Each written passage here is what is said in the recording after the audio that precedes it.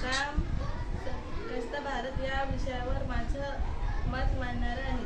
भारत हा खऱ्या अर्थाचा ग्रामप्रधान देश आहे, कारण आपल्या देशातील जवळपास 65% लोकसंख्या गावामध्ये राहते.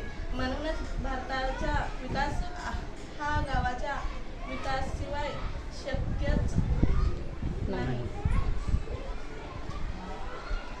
गाव सशक्त असेल तर भारत सशक्त हो. आज अनेक ग्रामीण भागात अजूनही बेरोजगारी, शिक्षणाची कमतरता, अपुऱ्या आरोग्यसेवा या समस्या सोडविण्यासाठी उपाय प्रत्येक गावात स्वच्छता आणि पाणी व्यवस्थापन योजना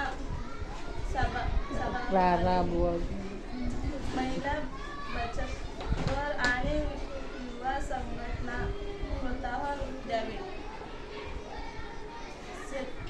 शेतीत नवे तंत्रज्ञान वापरून उत्पादन वाढवावे. डिजिटल शिक्षण आणि कौशल्य प्रशिक्षण केंद्र उभारावीत. ग्रामपंचायतींनी लोकसंख्या भागातून निर्णय घेण्यासाठी प्रक्रिया मजबूत करावी.